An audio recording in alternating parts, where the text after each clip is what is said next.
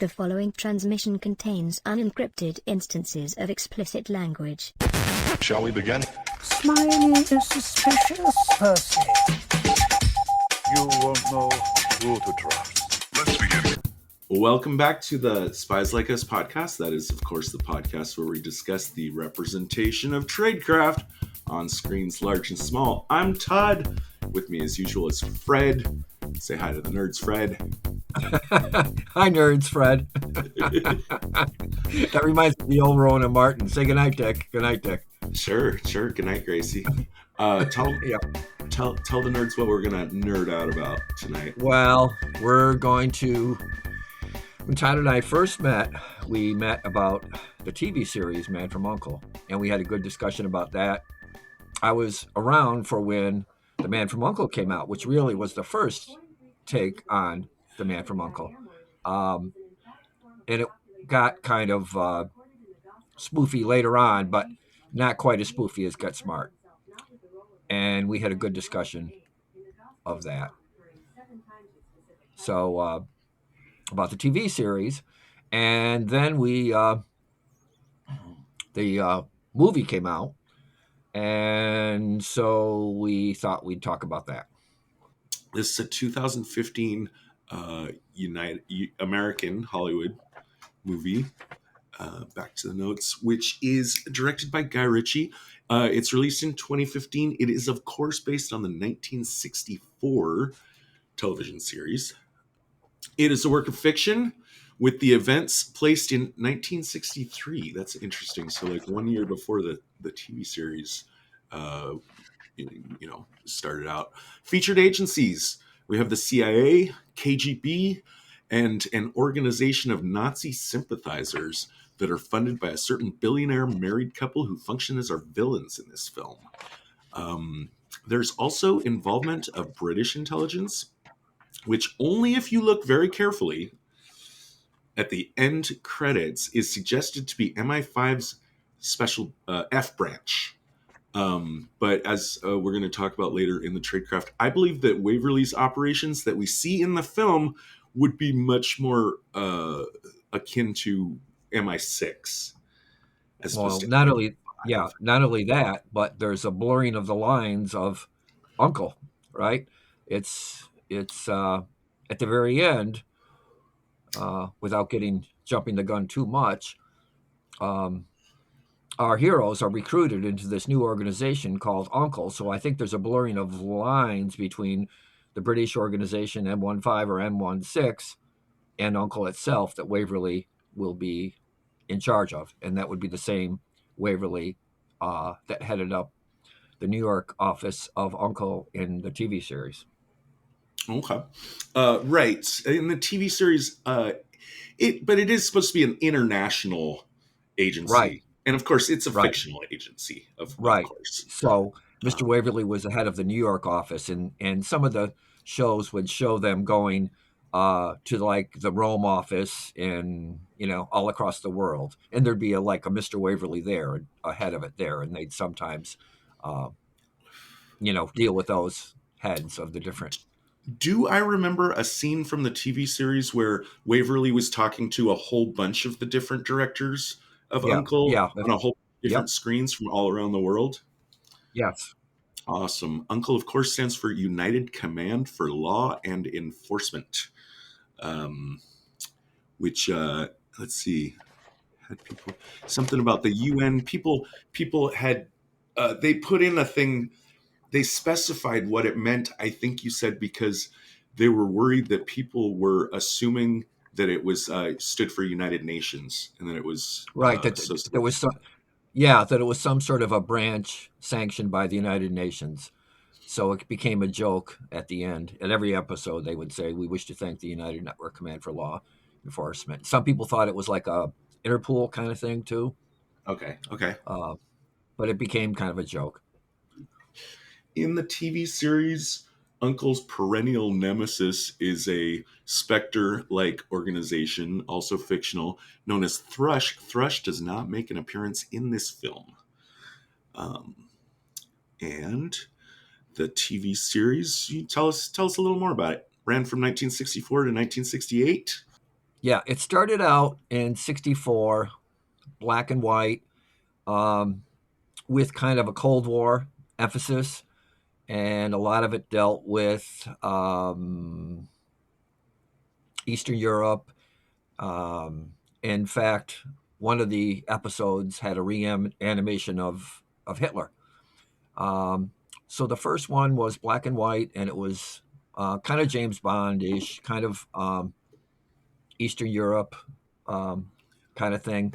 And then it became, the second year, it came in color.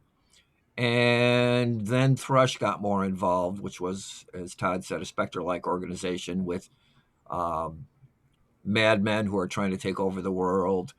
And it got campier and campier with the third season. And the campiness was in vogue because of Batman on ABC, which was Oh, going on at the same time. It was very popular in Batman, but it didn't work with the spy series. It got a little too ridiculous with sneak. They were trying to stop a gas that Thrush had invented that made people sneeze to death. They had Napoleon dancing the Watusi with a gorilla, right? And it got a bit ridiculous. And by the fourth season, they tried to right the ship and get a little more serious, but it was too late. They lost their audience and they had to cancel mid-season. yeah. I believe it was also the return of Gunsmoke back to television that helped knock Man from U.N.C.L.E. Or, out of or its time Bonanza, slot. one of them. Yeah, Gunsmoke or Bonanza. There was also a one-season spin-off series called The Girl from Yeah. U.N.C.L.E. in Mm-hmm. 1966. We're going to talk more about that later. There's an interesting thing that Fred noticed about this film related to The Girl from U.N.C.L.E. Yeah, it I was a just want to, spin-off. yes. And I just wanted to mention this was a little tidbit that escaped my notice when we did our podcast on the Man from U.N.C.L.E. television series. We covered one season, one episode from each of the series. And one of the episodes featured, instead of our usual protagonists, Napoleon Solo and Ilya Kuryakov? Kuryakin. Kuryakin. Yeah. Right. It featured some other agents of Uncle, and they were played by Mary Ann Mobley and Yep. Norman Fell, who was Right. the first landlord from I guess people of my generation would remember him most from being the first landlord on that Three's Company Mr. uh, Roper. sitcom. Mr. Roper, Yeah. was he Mr. Roper? I th- And I then I think. I right, think. right, okay, yeah, you're right, Mr. Roper. Um, so, anyways, while looking more into this film, I realized that girl, that agent, that is April Dancer. That is the girl from Uncle. So that Right. And episode yeah. featured But as a she wasn't. soft. Yeah, she was a kind of a phenomena. She was Miss America, right? Oh, And the actor. yeah, Marianne Mobley, right? And so she had kind of credentials on her own, but she would not appear in the spinoff series, and that would be Stephanie Powers, who would later go on to be of Heart to Heart fame. Stephanie Powers would be the girl from Uncle, April Dancer, um, that who coined the phrase. Who was the James Bond guy? The writer, Ian Fleming. Ian Fleming Mhm. coined her name, April Dancer. Right, he was a collaborator on the creation of this show. Yep, Right. yep. Um, yeah, and another interesting thing that I escaped my notice when we did our podcast episode on the TV series is that was MGM's television branch that created these series. We talk a lot about how everyone back then was scrambling to try to replicate or get their own version of James Bond on screen. It's just interesting. Man from Uncle is not a competing company; it's also MGM. So, they could have just decided to make a James Bond TV series, but they went this route instead. This film, however, is not produced by MGM. It's produced by Rat Pack, Dune Entertainment, and Davis Entertainment. The rights to the original TV series are currently held by Turner Entertainment, and they were also involved. They got to have a seat at the table in consultation on this film. Um, there Yeah, I were think some. that's why. on TCM, Turner Classic Movies, every once in a while you'll see a Man from U.N.C.L.E. movie, which is kind of interesting because back in that day, they made theatrically released movies. And the way they did it is when there were part 2 episodes, they Uh-huh. combined them and then shot a few more scenes and turned them into feature length movies that were released, especially big in the overseas market. And they had real generic titles like The Spy with the Green Hat or The Karate Killers, and they were just really kind of generic write-off titles, but they were essentially parts 1 and 2 of the TV series that had two parts to them, and they reshot a couple other scenes, a little racier with like the sexual scenes. They weren't too bad, but they were a little racier than what was on the TV. So there would be a few theatrical releases based on combining the two-part series during the 60s. There was eventually at least one made-for-TV original story that they came up with, reuniting the two actors. Yeah. I think the last one that they did together was called The 15 Years Later Affair. Yeah, it was done on CBS, not NBC. It it featured both David McKellen and Napoleon and Robert Vaughn, which was good. But the odd thing about it was they, except for the beginning and the end, they separated our heroes throughout most of the movie, which didn't capitalize on their chemistry that they always had in most of the episodes. Their buddy movie kind of rapport. And that was a big criticism of it. The other little tidbit was George Lazenby of the James Bond, who played James Bond on Her Majesty's Secret Service. He makes a cameo in it. Single Bond movie. And he makes a cameo in it. And he actually says shaken, not stirred. And on his license plate, it says JB, standing for James Bond. So they make a big deal out of that, too, which is kind of interesting. Okay. But it was a made-for-TV movie. Okay. Well, they can get away with that because, again, it's both the TV series and both The Man from U.N.C.L.E. and James Bond are both MGM properties. Mm-hmm. But we get, after that, there's a 32-year gap before this intellectual property attempts a reboot. In this film, a guy named John Davis obtained the rights for a film adaptation in 1993. The project fell into a production limbo state for, decades, literally, with various directors and writers signing off and on until finally landing on Guy Ritchie as director. Davis estimates the project saw as many as 14 scripts over the 20 years that he was trying to bring this project to the screen. Yeah, and I followed it all that time, and I was really disappointed because at the very least, I was hoping for a cameo with Robert Vaughn and David McKellen, or if, say, one of them in their older age could have played a Mr. Waverly kind of a thing. But they waited too long, so for Robert Vaughn to have died, David McKellen, we all know, is still alive as Ducky on NCIS. Right, and working, alive and working. Yeah, and I was hoping they'd approach him, at least in a kind of a funny Hitchcockian walk-on. And maybe they did, and he refused. I don't know, but I was a little disappointed there that they waited so long for not having either one of those be a cameo or maybe a part in it, like I say, to play the Mr. Waverly. Mm-hmm. And I was also disappointed that they didn't play the theme music, even if they doctored up a little bit. The music they did play was authentic 60-wise. I give them that. But I was kind of hoping they at least used the theme music at the beginning and the end, but they did. Because I love that. I love the Man from U.N.C.L.E. music. I just love it. I know you do. And not just the theme music, but the music throughout. And I have the soundtracks. So yeah, Guy Ritchie, a director that definitely likes to write his own scripts. He wrote all of his movies except for the Sherlock Holmes films that he did. Actually, I'm questioning that right now because he also directed Aladdin, and I'm not sure he directed that screenplay. In the case of this movie, he shares the screenwriting credit with Lionel Wigram, who is not known for script writing except for helping on this movie and also on Guy Ritchie's 2017 King Arthur movie. What Lionel Wigram is most known for is being the producer of all of the Harry Potter films. So yeah, before we talk about the tradecraft, we do like to talk a little bit about the talent and careers of the people involved in the material that we're discussing.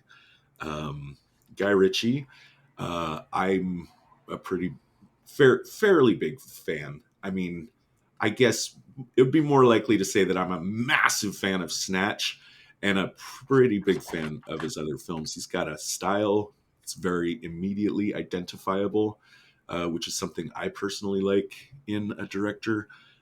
Some of his trademarks include usually very innovative and dynamic title sequences, larger than life characters with crazy nicknames who often talk very fast and are elaborately descriptive. The word is not verbose, but it's intricate. His dialogue is very, very intricate. He also likes to use a lot of fast cuts, split screens, and slow motion speed ramps. We'll see some of those in this film. Mostly what he does, his main wheelhouse, is ensemble cast criminal fiasco stories. Have you seen Snatch? What do you have to say Yeah, for Guy Ritchie? I liked it, but the other thing I wanted to ask you about trademarks is I noticed there were 3 examples in this of foreground, background. All right, something going on in the foreground and something funny going on in the background. There's 3 examples of that are very funny, and I wanted to ask you if that was a characteristic of Ritchie. I don't know, broadly speaking. I can immediately think of one scene, and that's the scene where there was a car crash, and they had the Boris the Blade character. This is from Snatch. Boris the Blade character was in the trunk of the car, and they had a car crash, and we have a scene inside the car, I believe, where in the background we can see that Boris has gotten out of the trunk, but he's got a bag over his head and his hands are cuffed, and he's just kind of jerking around trying to get his bearings. Very, Yeah, very similar to the thing you're talking about Woody here. Woody Allen has always used that element in his films Yeah. with something in the foreground and something um, extremely funny in the background that kind of contradicts the whole thing. And like I said, there were 3 examples in this one that I thought were very funny. And yeah, Yeah. Guy Ritchie, of course, his first film was Lock, Stock, and Two Smoking Barrels. I also think that one's pretty rewatchable. I like his Sherlock Holmes films with Robert Downey Jr. and Jude Law. And I recently watched The Gentleman, which I liked a lot. Apparently, I'm not the only one that felt like this was Ritchie returning to his wheelhouse and doing movies more like Snatch. And that was part of the reason I recommended we do Man from U.N.C.L.E. here on this podcast as our next topic. Let's talk about actors for a moment. Now, this is one of those cases where the list of actors that's listed in Wikipedia is so long that I kind of question it. Like basically it's everyone. It's fucking everyone. So when it says these actors were given consideration, I don't really know. What does consideration mean? Does that mean just their name was mentioned once or twice? We do have a couple interesting ones, though, that we know very likely could have ended up being Napoleon solo in this film. The first actor to show real interest was George Clooney. I think he would have been great. What do you think? yes, yeah, because the original Napoleon, played by Robert Vaughn, was a suave, debonair, kind of James Bondish kind of a guy, and appealed to kind of like the older women, especially from another era. Like Robert Vaughn came out of the 50s and played in different movies there. Where David McCallum had acting pedigree too, but he had the kind of the longish blonde Beatle haircut, and was also, even though he was a bit older, was featured in some of the teen magazines and Tiger Beat and so on. So there was that distinction. between the two. But yes, Napoleon and I think George Clooney would have fit the bill as like a suave, smooth kind of character with the ladies. Yes. Sure, yeah. He bowed out due to a back injury in 2011. That was before Guy Ritchie had come on board. When Guy Ritchie did come on board in March 13th, the lead horse for the role was Tom Cruise. I really do like Tom Cruise. In the case of Tom Cruise, I would say no. I don't want to see Tom Cruise as Napoleon Solo. I don't think that's the right fit. I think George Clooney is much closer. Yeah. Well, I probably so. I just am so sick of Tom Cruise being in so many things. I thought he was miscast as Lestat in The Vampire Lestat. And I also thought, even though he's a pretty good actor, he was miscast as Jack Reacher, who was a very large military bearing kind of a guy. But I know a lot of film directors want to typecast or want to place him in these movies because he's popular, right? Right. As far as Napoleon, I don't know. There's also the fact, I mean, he's already been in some Mission Impossible movies by this point. Right. And I think you really want to try to stick to being one Yeah. super famous spy at a time. The guy we get instead for this film is Henry Cavill, who is the most recent Superman. I'm not sure if he's slated to do any more Superman roles. Who was strongly considered alongside Daniel Craig for the James Bond slot, with the Casino Royale director Martin Campbell later saying that he thought it was down to Cavill and Craig, that those were the final two names. In the end, they decided that he was too young and, by his own admission, not in good enough shape. The James Bond slot, of course, is open again, leading Henry Cavill fans to reignite their hopes of a Henry Cavill Bond. But my understanding is that although he was in the running for a while lately, his stock, the Vegas odds makers are betting against him right And now. his stature right now, and I'm sure in the future, he'd be priced right out of Napoleon Solo. He's bigger now, and he would be bigger then. And I see him only in big blockbuster Hollywood movies. I don't think they could afford him for Napoleon if they were going to make another one, unless he'd agreed to whatever their terms were, and felt he had ownership with the series.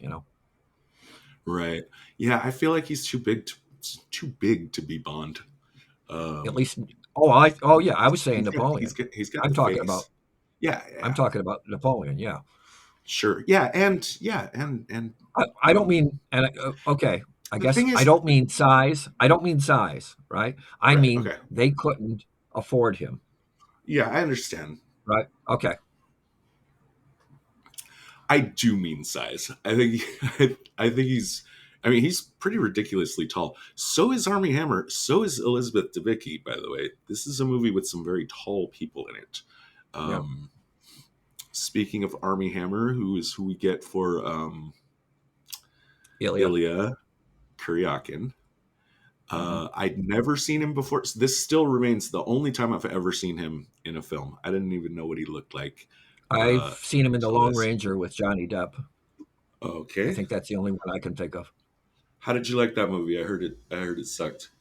Yeah, it's nothing to write home about. I could barely remember too much. Seems like a movie that really doesn't even exist anymore. Yeah. I had heard some, I don't follow tabloid stuff. Obviously, it kind of leaked into my attention something about that he's basically canceled and nobody will work with him anymore. As part of the research for this podcast, I did dip in and look at it a little. I very quickly decided I didn't want to hear any more about it. The allegations are pretty fucking terrifying. Weird. Yep. But I don't know the facts. I don't need to know the facts. It's not my business. Armie Hammer is really good in this film. I mean, I hope it's still okay to say that an actor's work is good. Yeah, I think he's he's got a better, he's got a more convincing Russian accent than Ilya, than David McCallum. David McCallum kind of kept his Scottish accent in the right, series. right. Of course, we had James Bond running around with his. Well, of course, Yeah, he could be Scottish because he's yeah, English, but right. But when he played the captain of the Russian submarine in The Hunt for Red October, that was kind of a stretch. yeah, big time, big time. That's just like, hey, we don't give a fuck. Just take it. Right. He's Um, Sean Connery. Armie Hammer is the only cast member. This is weird to me. He's the only cast member who actually went back and watched the TV show in preparation Yeah. for this role. I think And that that's showed with, criminal that the other people didn't. right. That really showed in the scene when he's kind of babysitting Gabby, Uh right? And huh. she's drunk and dancing. That one of the scenes where she's dancing in the background and he's in the foreground and she's trying to loosen him up. There were many scenes like that in the series. So that doesn't surprise me that he did his homework. In fact, one of the ones that we discussed had that. It was an Asian girl Yes. with Ilya in a room, and she's trying to do the same thing, loosen him up. So yeah, that made sense to me that he did his homework because there were a lot of those type of scenes in the TV series. Yeah, yeah, I do remember. I do remember that scene. And Um, in Ilya, in the series, sure. Ilya, the David McCallum character, never played, even though all the women threw themselves at him, he never really succumbed to it. It was always Napoleon kissing the girls and making out and all the innuendos left.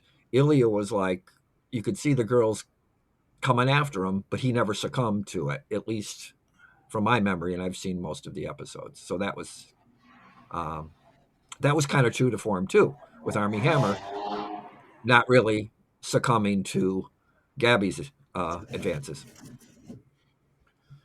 Right. Possibly making him all the more tantalizing. Apparently, he was a very big hit with the ladies in the television show. Oh yeah, One more character recurring from the television show is Waverly, who in this case, like you said, yeah, it would have been great to get McCallum in something like this. Or just, like you said, like even just a little walk-on cameo. yeah, Put him in the yeah. background. Put him in a cafe somewhere. For only nerds Throw like a me to bone to the spot, right? fans. Sure. Yeah. Um, who we get instead is Hugh Grant, who Guy Ritchie will use again in The Gentleman. Hugh Grant has made, by now it's been like quite a while since he made this like really though cool and amazing pivot in his career from being like a stuttering kind of bumbly cutie pie in romantic comedies to this really wonderfully sarcastic asshole kind of vibe that he Yeah, and gets going I'm on glad they here. used another Brit because Mr. Waverly was a Brit in the series, uh, played by Leo G. Carroll, who was a longtime um, Hollywood great actor who played in a bunch of Hitchcock movies. Hmm. If you look him up, he's got quite a resume of films. Very dignified man, but he'd also have these little dry, sardonic jabs, especially at Napoleon for his um, passes at the ladies, especially the secretaries and uncle headquarters. When they'd walk in and fit him with the badges, he'd always kind of like whisper sweet nothings in their ear, and they would coyly smile back. Things you couldn't get away with now. But Mr. Waverly would always be teasing him about that or bringing him up on it. Uh-huh. Right. Um, just one more note on Hugh Grant. What do you think? Do you think we could maybe try to get this guy into consideration for playing the next M in when we start doing some more James Bond films? What do you think of Hugh He'd Grant have for to that? be he'd have to be a bit more stoic. Most of the M's are pretty stoic, and they don't have that. Um, I don't know. They don't have that kind of humor or style, and they're pretty tough. And I'm not sure he could do that because he always has that a bit of a shit-eating grin on him, which is charming in many ways for a lot of roles. But yeah, I don't picture him. Like I say, somebody a bit more stoic I got you. for I M. got you. All right. not take Bond's bullshit, The and not being amused, not by being amused. That was by all of Bond's, whether he's flirting with Moneypenny or whatever, he didn't have any time for that. Right. So maybe Grant could pull it off. I don't know. Our other two main characters in this film. Okay, so that's the three recurring characters from the film. But this next one is an interesting case. She's technically not a character from the TV series, but in a way, as you're going to point out, she kind of is. This is Alicia Vikander playing Gaby Teller. This actress also played a dual role as Essel and the lady in the Green Knight movie, which I liked quite a lot. And she plays she fits a very interesting slot in this film, which you brought to my attention. So I want you to explain it to our audience. What is so cool about this character in this movie? Well, it's twofold.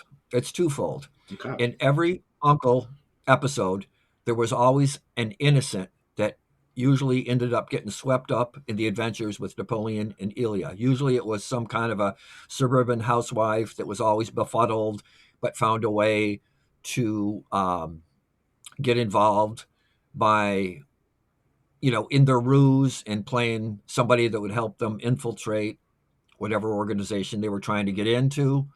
And it was always kind of a comic relief kind of a character to bring the audience along too, so it didn't get too serious. And that part of the campiness came out with that. And usually female, and usually getting kind of pulled into a will they won't they romantic kind of orbit around Ilya. Yeah. Sometimes they would even be brought into Mr. Waverly's office, and they'd be briefed, like Jill Ireland, who ended up marrying David McKellen, and she also married Charles Bronson as well. She was in a few of them, and she was an actress, quite an accomplished actress, even on her own, a blonde beauty. I don't know if you've ever heard of her, but Jill Ireland, she played a few of those, and lots of times they were kind of like bimbo kind of characters. Now, so when I originally saw that, I thought, okay, she's the proverbial innocent here that's going to be swept up in the adventure. Which by itself shows a really deep appreciation of the source material, because that flew right over my head, only being tangentially aware of The Man from U.N.C.L.E. I didn't catch that, but as the moment you said it, I was like, oh my God, he's right. And what else is there? Do you want me to talk about the other bit that's kind of a surprise at the end? We'll throw out the quick, we're getting into spoiler territory and will be for the rest of this episode. Okay, here we go. In a really ironic way, we talked a little bit about The Girl from U.N.C.L.E., which was a spinoff, right? Uh-huh. She's the girl from U.N.C.L.E. She is the girl from U.N.C.L.E. because she's recruited by Mr. Waverly, right? To be involved in this, right? And has been the entire time. Yeah. Her playing the innocent character was a ruse. Exactly. And we don't, when we hear her in the bed talking to somebody in room 304, that's when we know that she's in cahoots with someone else besides Napoleon and Ilya. But the really ironic thing about it is she doesn't actually have the name April Dancer, right? But the really ironic thing is, and they don't even say this really, but it's just me being an Uncle nerd, The Girl from U.N.C.L.E. is sort of an afterthought, kind of a spinoff that came in the second year of U.N.C.L.E. And here she's the girl from U.N.C.L.E. already in it before Napoleon and Ilya are in. So in many ways, as a fan, I'm not even sure this was a conscious thing. Many ways, as a fan, I thought this was very ironic and paradoxical that the girl from U.N.C.L.E. was in U.N.C.L.E. before the men from U.N.C.L.E. Right, of course. Right? Still, I think it's a great twist, and again, I think it really shows some good appreciation of the source material. A lot of these things I didn't really catch. It was only in discussion with you. We had a little pre-discussion on this, and you pointed out a lot of And I these don't things, and think, yeah, and I they don't, all just yeah, immediately started clicking to me, clicking.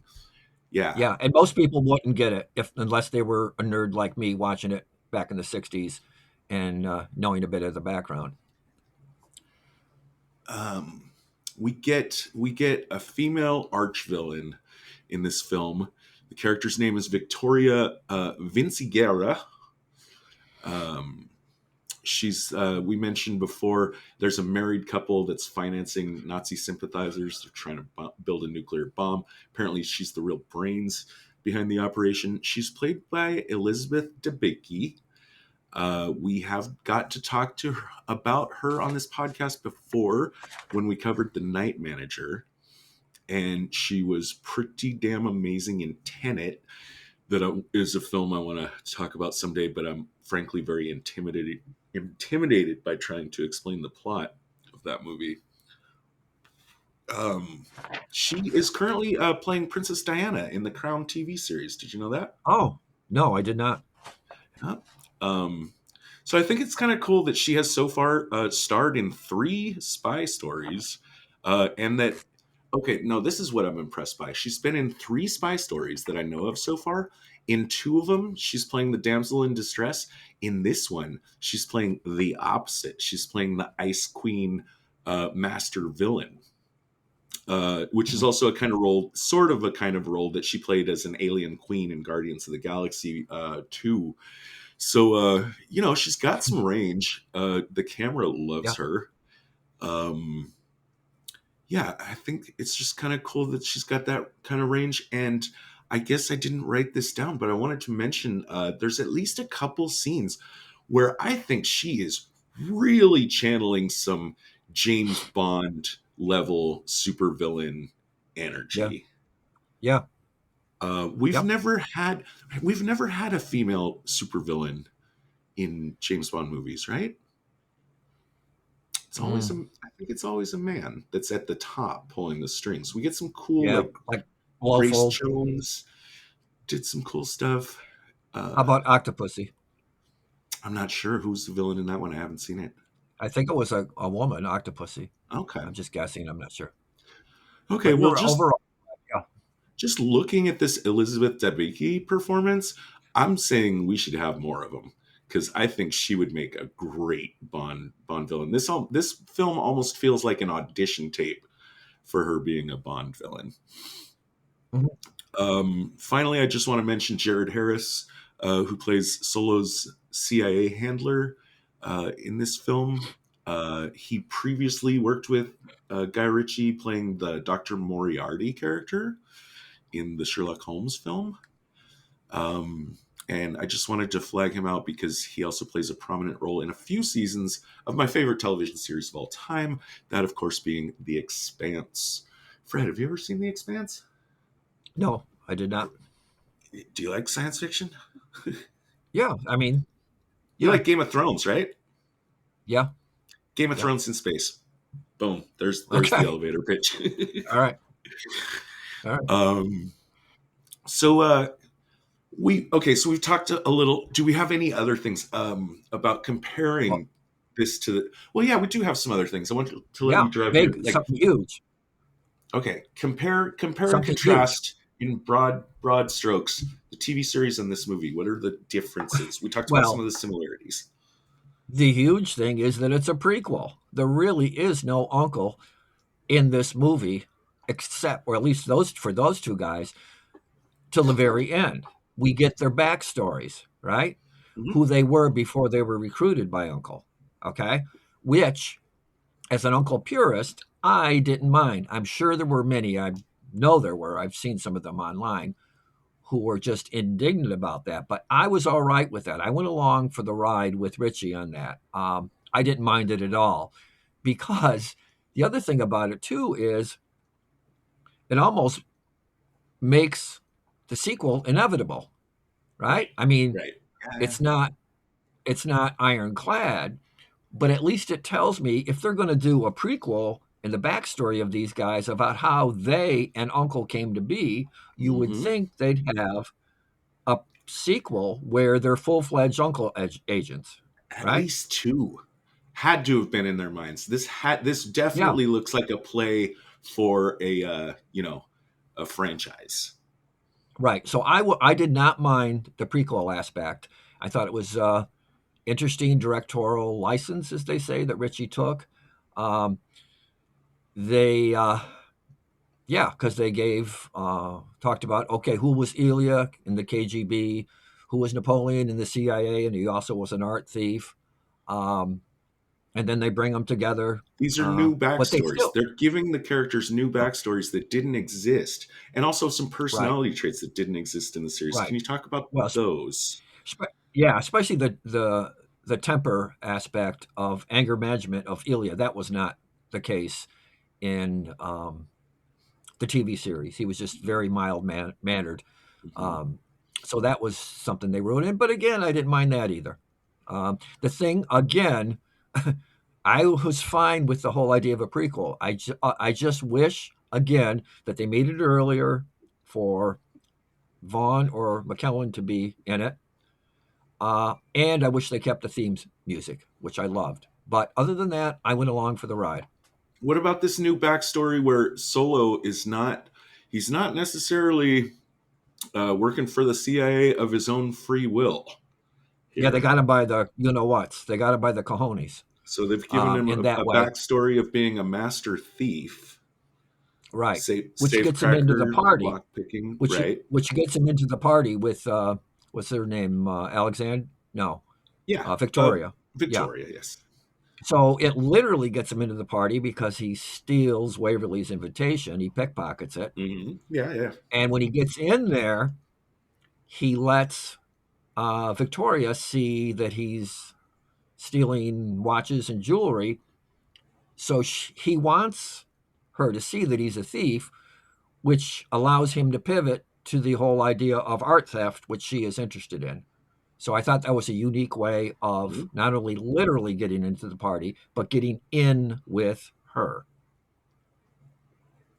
Right. So I like both of these. I think that one thing it accomplishes by giving him the background of a thief and a little bit of a dicier relationship with the CIA than maybe Ilya has with the KGB, and putting Ilya's anger issues in here, it seems like they're kind of giving them also like more distinguishing their skill sets.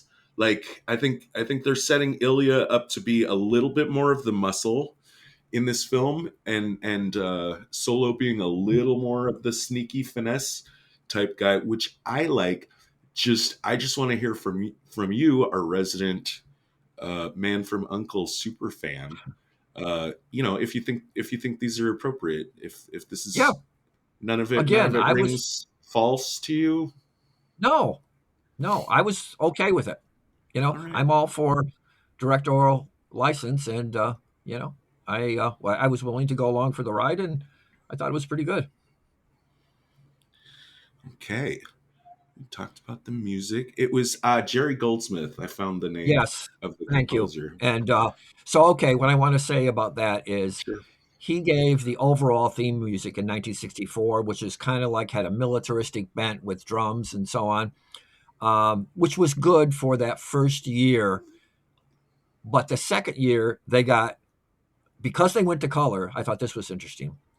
The money they spent on color, they had to cut back on the orchestral arrangements. Like Goldsmith started out with like 20 some people in the orchestra, and then throughout the series, he had at least 15. Okay.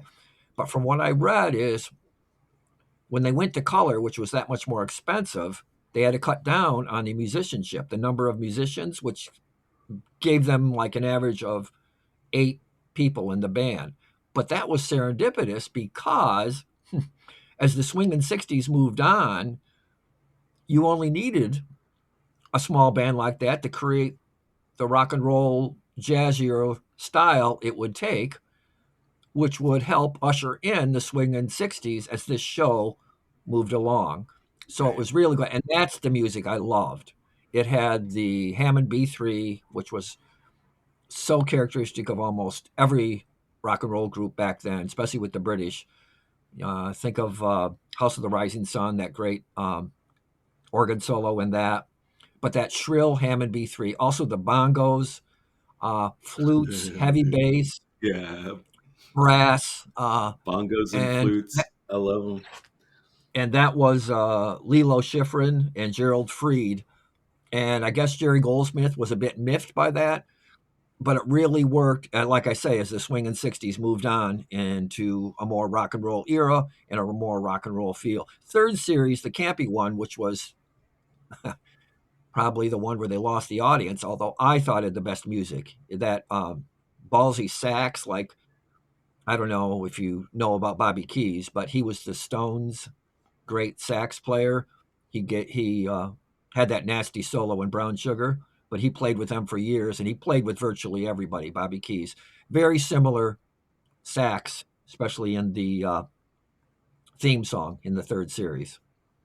That real nasty alto sax. So yeah, I love the music.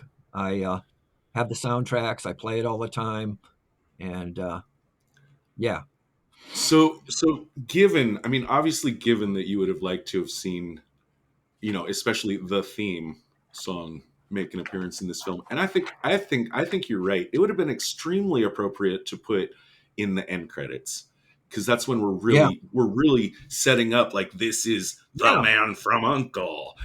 yeah. That would Yeah, have been cool. I Yeah, think that would have been really cool. But overall, like, how would you rate the music that we did get in this film? good, good. I thought it was authentic '60s kind of music, along with the fashion. So they did their homework on that. Uh, Um, when Gabby was dancing in the background in their hotel suite to that rhythm and blues style music, I thought that was great. And throughout, there were '60s style flute and bongos and a little bit of organ. So you can tell they tried. And yeah, so they got the '60s fashion and music down quite well. You could tell they did their homework on that, all especially right, all with right. Gabby's attire and Victoria's. Speaking of fashion, I'm just gonna say this is a film about earrings. This is a film about some big, big, very colorful '60s earrings. Poopy, yeah, Yeah, yeah, yeah. yeah. All right, so I think oh, except for our regular little quick check to see whether or not there's a park bench in this film.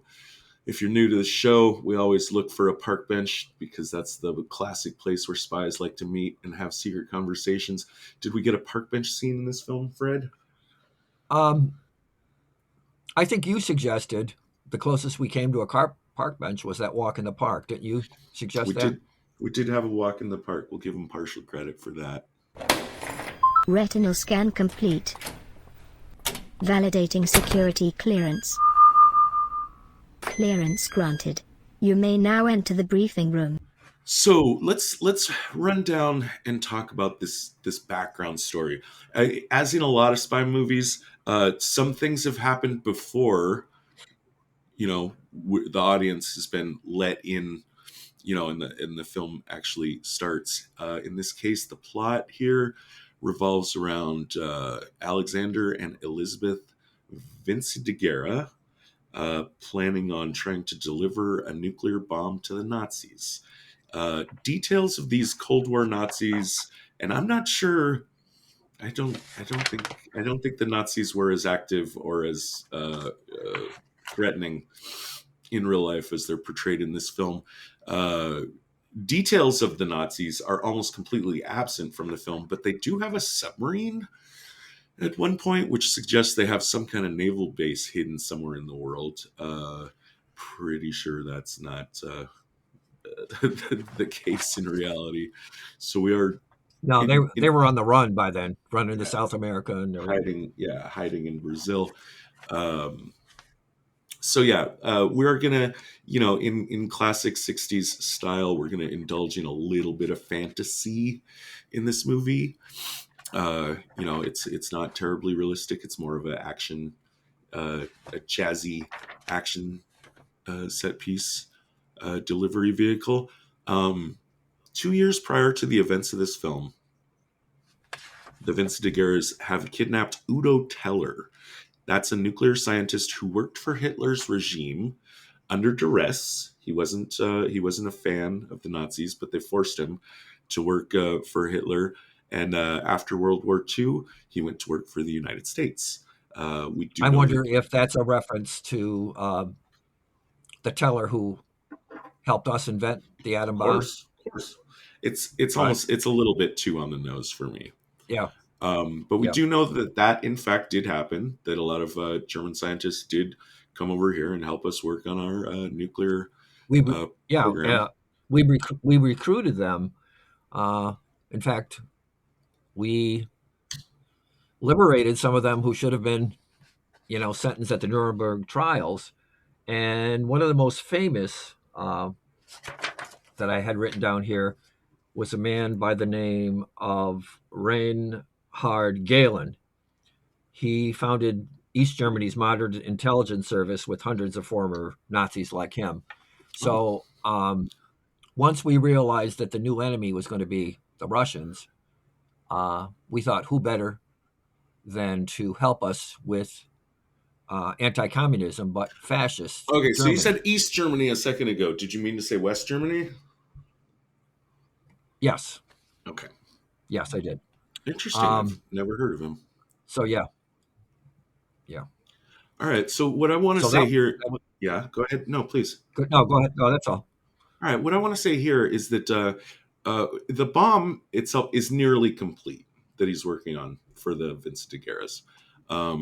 If I were to guess, they don't really have dates in the film, but I would guess it's about 2 weeks away from being complete. And that's kind of important to me because I think it's a huge coincidence of timing that fails close inspection that both the CIA and KGB have simultaneously, also a big coincidence, without knowing that the bomb is nearly complete, at least as far as we are told, that they both come up with the idea suddenly that the best way to find Teller is to locate his brother-in-law, Uncle Rudy.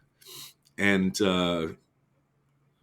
not clear that why they come up with this idea at this point in time. Speculation, it is true that Uncle Rudy, unlike his brother-in-law, Teller, is a legit Nazi. He's dyed-in-the-wool true believer. The CIA doesn't know what happened to Teller, though, only that he disappeared. He could have fled on his own. That maybe doesn't make too much sense because supposedly he had a very cushy life in the U.S. At least that's what Solo represents the situation as to his daughter, Gabby. The most likely worry that they should have had was that the KGB had gotten a hold of him somehow. And it's later made clear in the film that the USA considers Teller's research in particular key to winning the arms race against the Russians. So it was weird to me that they just jumped right across the obvious guess that the Russians got a hold of him to, hey, maybe there's some Nazis still operating in a secret base somewhere in the world. But for this film to make sense, we have to believe that the CIA ruled that out and that they think that he's in the hands of this weird Nazi group, which is fine. I just wish it had been addressed somehow. There's also the assumption that Uncle Rudy would be involved somehow. Again, just not addressed. I could imagine they were trying Uncle Rudy as just some kind of long shot, but I think the whole uncle, I could be wrong, but that whole Uncle Rudy is sort of an in-joke about Uncle. How we're going to find out later that Uncle is going to be Uncle, and Uncle Rudy is sort of an in-joke about or in foreshadowing of what's later to be. Could be wrong, but that was just my thought. Maybe we just want to get the word uncle in the script somewhere before the final, basically the final line of the movie. Or just an in-joke, kind of a thing. So that's the assumption we are asked to make about the CIA. We're asked to make the same assumption about the KGB, and we're asked to believe that this incredibly coincidental timetable makes sense.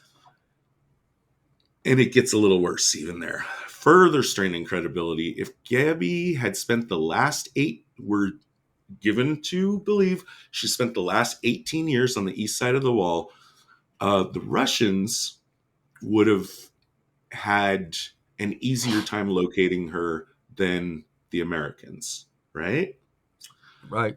What we see instead is that the Russians apparently can't find Gabby on their own, but somehow they've figured out that Napoleon Solo, working for the CIA, is infiltrating East Berlin, and their best way that they can figure out of getting Gabby is just to follow Solo. Doesn't make sense to me. If they knew she was in East Berlin, like, they would have had the advantage. They have the home court advantage there. Yep. So I'm not making huge complaints about my enjoyment of the film here.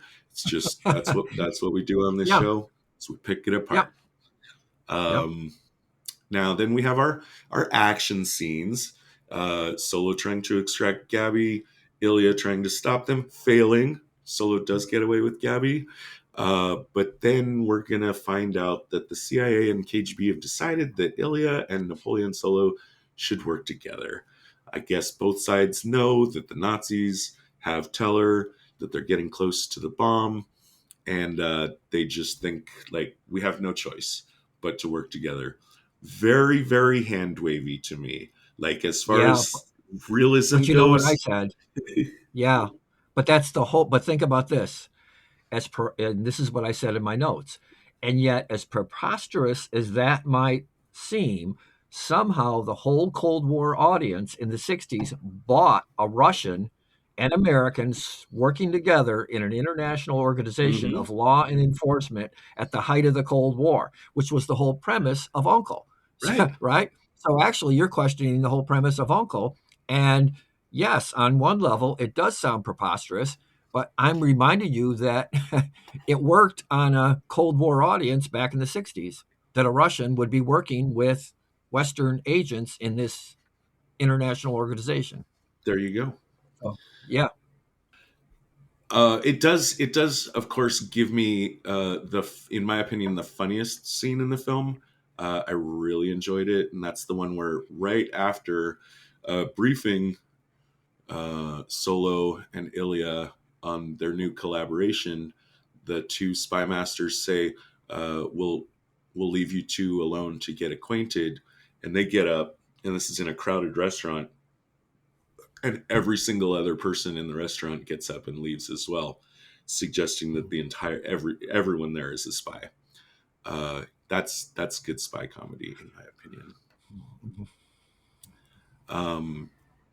If it wasn't for the whole timing part of it that I've already complained about, though, I'll say that the idea of getting to Teller through Rudy, through Gabby, under the ruse that, Teller's only daughter is about to get married, you want to come out, you want to be there for your daughter's wedding. That I like. I'll give that plus 5 points. It's just, if it wasn't for the timing, I like the idea. And it's a good way to get the three main characters together. And this is another facet of the TV series. The kind of posing and recruiting of an apparent innocent to pose and infiltrate along with them is the formula for virtually every U.N.C.L.E. TV show. So that was characteristic of the TV show too. Spot on. Yeah. All right, cool. So that's our setup. That's how we get into how the audience gets delivered into the film. Here, I thought we would just take each of the major characters in turn and talk about their individual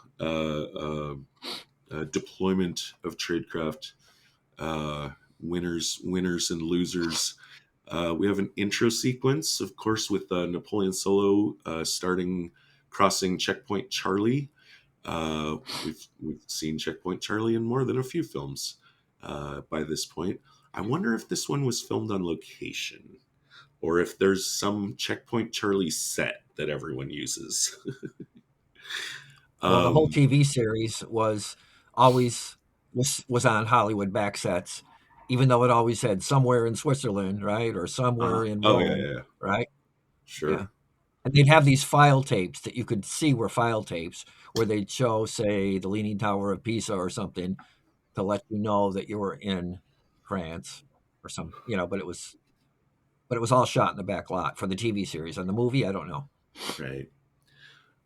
Right off the bat, we see Napoleon Solo using reflections to notice that he's being observed and followed. This is, of course, Tradecraft 101 in almost every realistic, what I would consider realistic spy movie I've ever seen. This is like the main thing they teach you. This is like the first thing they teach you is how to do this kind of thing. So that lets us know that we're at least going to have some kind of tradecraft in the film. After he doesn't, we're going to find out soon that the border guard, under the excuse of checking Solo's luggage, placed a bug in there. When Solo notices this in the garage, I notice he doesn't change the subject right away. And I think he says a little bit more than he needed to before he disables the bug by dropping it into the cup of coffee. So I didn't like that. Then there's the car chase with Ilya pursuing Solo and Gabby. Both of them being very superhumanly observant of shadows and planning. Both of them demonstrating, like, again, like superhuman competence, which just lets us know what kind of film we're in for. Solo's I later. liked Yeah. I liked Napoleon's in that car when he's saying very casually, "Does he have one hand on the steering wheel? That was good. Is is he looking this way?" And she's kind of looking out of the corner of her eye. I thought that was cool and suspenseful. When you hear something like a gunshot, do this, So I thought that was kind of cool. Yeah, it was. It was. At first, I'm going to just jumping off tradecraft for a real quick second. At first, and around this time, I was feeling very off-put and annoyed by Henry Cavill's portrayal of Solo as being like so incredibly unflappable and calm and matter of fact about everything.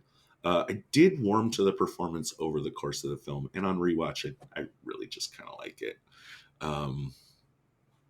Well, especially uh, when he's on the pier in the truck and he's casually having that Yes. Italian picnic with the wine and the bread and the cheese. And here's another one of those foreground background is Ilya is being chased in the water by a motorboat, and he's just casually having this Italian picnic as that's going on in the background. That was hysterical, No, it's pretty damn I funny. thought.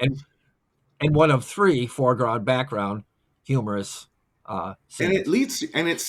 it stays funny all the way up to where he just drives the truck off the pier and just Yeah, sandwiches the yeah, boat yeah, with the yeah. truck, and to the point of, like, as the truck is sinking through the water, and he's just sitting there in the cab watching Ilya's body descend Submerged. into the Yeah, darkness through the headlights. Yeah, yeah. overall, I'm gonna let the cat out of the bag a little bit. Enjoyable film, I thought. I heard that it did not do well. That might be more to do with timing than Yeah, based on it the was actual released. merits of this Yeah, film. from what I read, it unfortunately had a release during one of the Jurassic Park or superhero movies right in the middle in the summertime. And some of the critics that reviewed it said that was an unfortunate thing, that it wasn't that bad, but it didn't do well because of what it was released and what it was up against. Some Sure. big blockbusters. I noticed, I actually, if I remember right, it's released in August of this year. Something really interesting, though, I noticed is that they originally slated it for January. January is the dumping ground usually, Yeah. of films. It's where you put films that you have realized you've made an awful mistake as a movie studio, and you still have to release the film because you're contractually obligated to, but you're hoping that no one will notice. But they Yeah, did and it's a little last late minute for switch that film. Oscar. It's a little late for Oscar notice too, isn't it? Yeah, January. of course. You're right after. Yeah. You're So right past the deadline. right. So that's so weird to me that something says to me like someone at the studio did not have a lot of confidence in this film. But Yeah. then all of a sudden, at the last minute, they suddenly got a surge of confidence, moved it from January to August, which also maybe because it was a last minute change, turned out to be ill advised, and that it suffered from just not being at the right time slot. Back to tradecraft in the film, we're jumping ahead in time a little. I just want to follow Solo around for a bit, but there's a certain point where he discovers that his room has been bugged extensively, and he's got a little gadget that lets him pretty easily detect these bugs. If you've got a gadget like that, Fred, you should just check your room like as soon as you get there, and periodically. In From Russia with Love, I think that's the second Sean Connery movie. That's the very first thing that James Bond does when he checks into his hotel room. I think they do in the TV series too. I think Vaughn and Ilya do that in the TV series as well. Okay. Check bugs. Um, and we're going to talk a little bit about realism of spy gadgets. This film does have a few. Some of them I think are quite interesting. I actually did forget to check on the believability of this little device that he's got, but it looks plausible enough to me. Now it turns out all these bugs are of Russian design, which I don't know. How do we feel about that? Shouldn't the Well, Russians know well enough to know the CIA is going to know what kind of bugs they use? Wouldn't you try to like but here's how disguise I them? look at it. Again, being a historical person and a person of that age, the Sputnik race, okay? They Okay. got into space first. And I think this, because they're going back and forth, this is Swiss made, not only the bugs, but there was the lock picks, right? And there was that fence cutter thing, and they're going back. This one's Russian made, this one's Swiss made, this is in the West. I thought that mirrored the Sputnik space race when the Russians, now I was alive when that happened. When the Russians got into space, everybody over here was so upset about that. And then Kennedy came out when he became president, threw down the gauntlet and said, "Oh yeah, well we're going to be put the first man on the moon, right?" And so there was that scramble for NASA to do that. So I thought that going back and forth about the technology mirrored the Sputnik space race at the time. Right. And it's also you're totally right. They do dick measure their technology against each other. We kind of forgot to mention as well, this is also a departure from the TV series. This film's comedic engine pretty much is fueled by the constant dick measuring between Solo and Ilya, which I found vastly entertaining. Of course, this is also an invention of the film, something that we did not see in the TV series. In the TV series, they seem to be like true partners that, knew and respected and appreciated and trusted each other implicitly. Well, of course, but think about it. Even if they were that way, by the time they were in Uncle, the rapport would have been much better, right? And they may have established a friendship more akin to what we saw in the TV series, and not hated each other like they were in the prequel. Right. But I think once you set up that kind of whoa, sorry, microphone. Once you That set was up me. that oh, I literally banged my Oh, okay. Well, we microphone did it at with the same time. my hand. Okay. Okay. The film runs so much on that fuel mixture that I think they would have had to, like, even if they continued the films, they would have had to kind of keep that rolling. Back to the Yep. bugs, though. What he does once he finds these bugs, he just immediately marches over to Ilya and, kind of fuck yous him about like how stupid did you think I was that I wouldn't like find all these bugs in my room.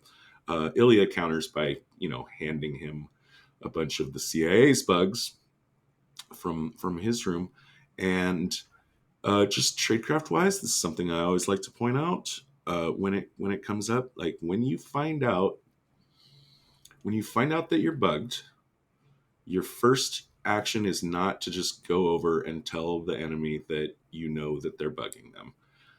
What you can do is turn that into an opportunity.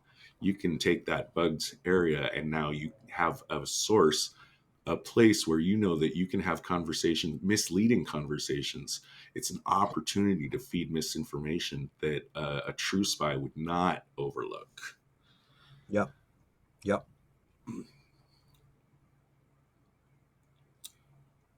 Solo at a party. So supposedly they're going to split their duties, which is something, you said you were annoyed, I guess, in the final film that they were split off entirely. But from my understanding, from my memory of the episodes we saw of the TV series, like it wasn't uncommon for them to say, okay, Solo, you're going to do this part of the job. Yep. Ilya, you're going to do this part of the job. That's true. That's true. They're doing that again in this film, which I think is cool. Yeah. Now, Solo's, Yeah. of course, Ilya's job, of course, is to manage the girl. Again, very classic Man from U.N.C.L.E. TV series style. In this case, Solo's job is to try to get close to the supervillainess, Victoria Debicki. He's going to do this by crashing a party or an event, a racing event / party, let's call it. The way he does it is kind of interesting. Obviously, he doesn't have an invitation. He's not obviously going in and announcing like, "Hey, I'm the CIA." What he's going to do here, he's going to steal an invitation using his apparently really great pickpocketing skills from someone on the way in. Once he gets in, though, and he's asked to present his invitation, instead of presenting it, he pretends not to have one, picks a fight with the guy, causes a stir, and then when Victoria comes to see what's going on with that, he says, "Oh, look, I actually do have an invitation." He then goes through a series of demonstrations of his light fingersness by stealing several pieces of jewelry, not only from Victoria, but also from a friend of hers. He does this in a way that she doesn't notice the stuff he's stolen from her, but does notice the stuff that he's stolen from her friend, so that when she challenges him on this, he can really say like, "Ta-da, I'm so fucking good. Do you need any," and kind of hints like, "Hey, if you need anything stolen, I'm your man. And I do know that you are very rich and, very interested in your art collection, and that some pieces that you might be desirous of that you can't get through normal channels, possibly I might be your man." Which is also a Nazi thing. Yes. The Nazis stole many, many examples of classic art thievery over their reign. Now, ultimately, we're not really going to see how Solo's whole plan of getting close to Victoria would have turned out, because there's going to be a point in this film where that whole channel of investigation that he's doing is just going to get completely cut off. But I was just iffy about it, like needing this scene in the film. It's some screen time with Cavill and Victoria, but all this elaborate stuff, like I don't know exactly where it's supposed to be going, what he's really trying to accomplish. He's not presenting himself as a trustworthy person. I kind of question that. I think you Well, he's a liked it thief. more than I He's a did. thief. Yeah. Right. He's a thief. He's establishing his thievery credentials with her. Like I say, it gets him in literally, right, with Waverly's invitation. and gets him in figuratively with her. It gets him in with her, in literally and in figuratively with her. So I thought it was well done and clever. Okay. I just wonder There's if, another show. There's yeah. another show that I don't know if you've ever heard of in the 60s. It was a favorite of mine. It was called It Takes a Thief by Robert Wagner was in it, who would end up being in Heart to Heart with Stephanie Powers. And the whole premise was he was a thief. He was a spy, but he was hired for his thievery talents. Have you ever heard of it? I have heard of it. Okay. His name was Alexander Monday. And in the beginning of the show, it says, his boss says, M like boss says, Al, I'm not hiring you to spy. I'm hiring you to steal. And it had some pretty cool music in it too. But, and I couldn't help but think of that with Napoleon's thievery credentials as well. So, yeah, I thought it was clever and good. Okay. It also, let's see, and then, all right, so I just mentioned that his plan, wherever this was going, it's gonna get thrown off when Waverly throws his wrench in the works, Right, which right. we're gonna talk But it about gets him later. in. But it gets him in with her, which is the main thing. Sure, but what I want to mention here is that this is kind of like, this is my biggest problem with James Bond films. So maybe you could call this homage. Maybe you could call it sloppy, but like maybe my single biggest problem with James Bond films is that he basically just kind of shows up and then waits for the enemy to do something stupid. As opposed to like having like seeming to have kind of a plan on his own. Especially when he identifies himself as Bond, James Bond, and he doesn't come in with an alias, right? Right, So right. yeah, he shows up and tells him who he is, and then waits. So I will say this is better than a James Bond film. At least it's a notch above. You know, he actually does seem to have like a plan. He's got an alias for one Yeah, thing, right? And he does have like a yeah. plan of representing and trying to sneak in, get in, and demonstrate like that he's got some skills that might be of service to her. When the wrench does come and he gets basically outed to Victoria as being a CIA spy, the way that she drugs him and captures him is also very, very Bond like. Um, yeah, Mm-hmm. just throwing out there. Bet it's in the same lane as a James Bond film. I just think it's done with a little more thought. And the other Bond thing about it is he has his way with her too, Yeah, that was kind right? of a That that's was kind kind of of obligatory James Bond thing, right? feels obligatory is a good word that I would use Yeah. for that. Uh, that's really everything I got on Solo. By the time we circle around to the end of the film, he's just going to be doing action hero stuff. So let's move on to Ilya in this film. The first thing that I see where I feel like this raises my antenna in appreciation of tradecraft is when they're having, now again, it's a little bit of a dick measuring contest, but I think there's a little more going on with it when they're dressing Gaby for the part that she's going to play of being Ilya's fiance. Um, they have quite different opinions on fashion. Now, this might have just been, it's possible that's all it was, is Guy Ritchie just wanted to let them do their dick measuring contest, especially in front of her, and get some good interaction between the three characters. And that might have been all there was to it. But what I like to think I see in there is that Ilya is saying, no, you don't understand what the fiance of a wealthy Russian architect would dress like. There's a certain kind of fashion style. And some things, like in some cultures, and cultures can be like like microscopic. You could say there's such a thing as Russian culture, right?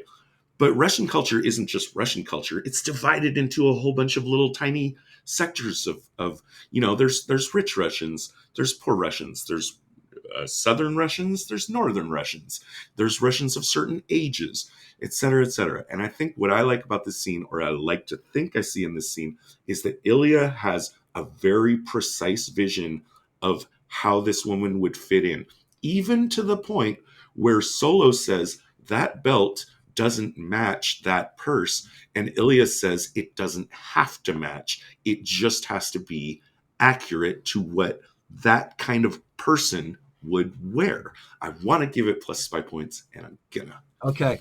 But I'm going to, not only that, but I think there's more to it than that. Yes, that's part of it. But I think, especially in hindsight, he's becoming more and more attached to her. And you see that as well. So he cares about her. Mhm. And it's not just about the fashionista part of her. He's gradually becoming more attached to her in the whole marriage thing. And we find out in the end, he is kind of attached to her. So I think that's part of it as well. He cares about her. Yes. Yeah. Yeah. It's at least a good door to open and then let the movie start further exploring the possibility Yeah. of Yeah. an intimate relationship between the two of them. Now they, once she's dolled up and got a fake engagement ring on her, he's gonna take her around Rome. She says, "What are we doing?" He says, "Well, we're doing what any architect would do when visiting Rome. We're going to see the sites. We're going to see the architectural sites. Plus 5 points for him on that." When she queries him about the steps in the plaza in Rome, I'm not 100% sure about this. Would like to hear your thoughts. I feel like he's making that story up, especially because when she pokes some holes in it, it turns out a super, super observant person that had, for instance, like actually counted the number of steps, can poke some holes in his story. I like to think that, I mean, the story he tells does seem kind of plausible and a bit detailed. And so hats off to him for being able to bullshit on the spot about something he doesn't know about, but tell a story in a lot of detail that sounds plausible. So maybe plus 5 points for that. But it really makes me wonder that his cover story of being an architect wouldn't hold up for a minute. If he goes to if he ends up going to one of these wealthy parties with his new in-laws, the first thing they're going to do, I think, even not being spies, even if they're not spies, the first thing they're going to do is say like, "Oh, you're an architect? Here, let's introduce you to, Francois, our architect friend. You guys," and then the first thing they're going to do is start talking about architecture. And the first thing Francois is going to figure out is this guy doesn't fucking know, an arch from some other architectural term.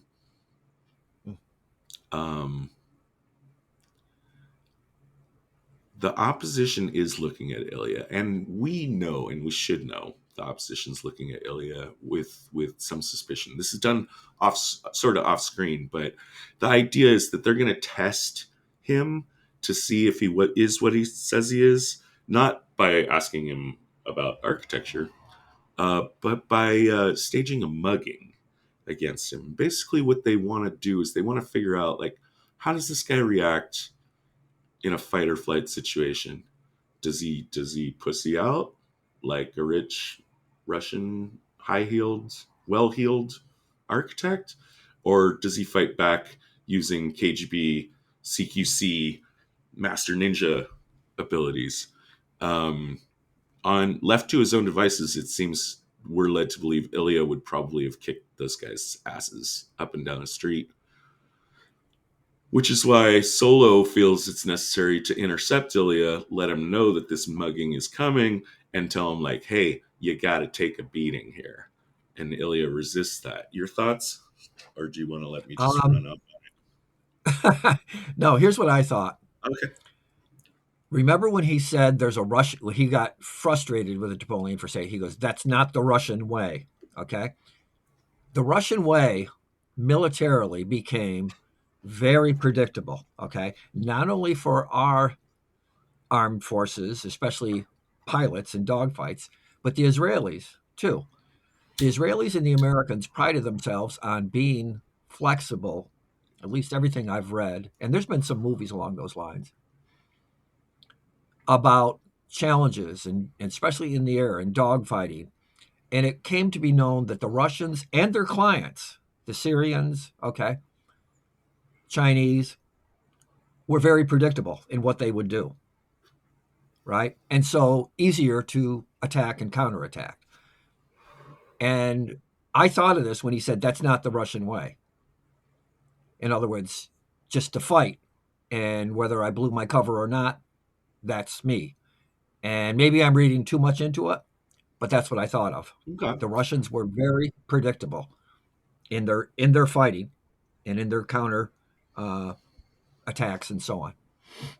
I just wonder sometimes, like, because it's such a typical human tendency to